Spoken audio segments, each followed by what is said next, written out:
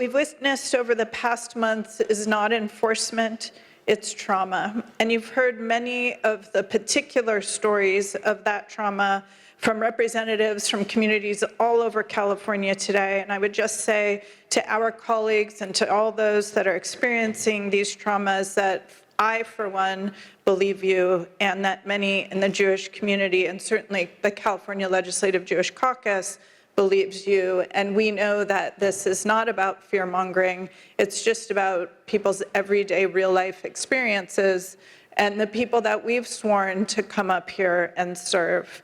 And we know that what's happening is families are torn apart in the early hours of the morning, that children have been left wondering if their parents will come home, and that entire neighborhoods truly are living in fear.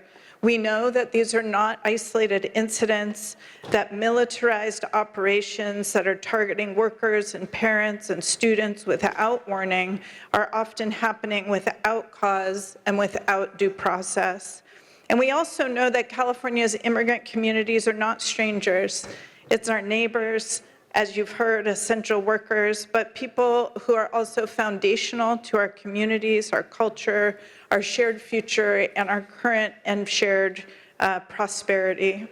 And as I mentioned, Jewish people know deeply and generationally what happens when communities are targeted, when they're scapegoated, and when they're treated as disposable, and when they're told in particular that what you're seeing and feeling is not real, that somebody is making that up, that you're making that up, that it couldn't be true. And what I think most of us on this floor knows is that it absolutely is true, and that what's happening is dangerous, and that we have an obligation jointly across party lines to work to make sure that no community is terrorized, regardless of how we feel politically or what fame we might want to gain from political headlines.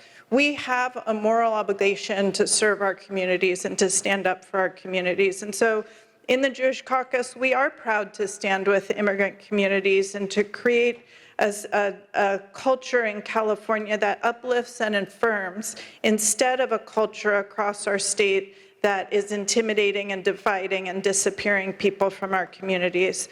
And so, colleagues, I know that most of you know this, but I'll say it anyway, that SJR 9 is more than a resolution.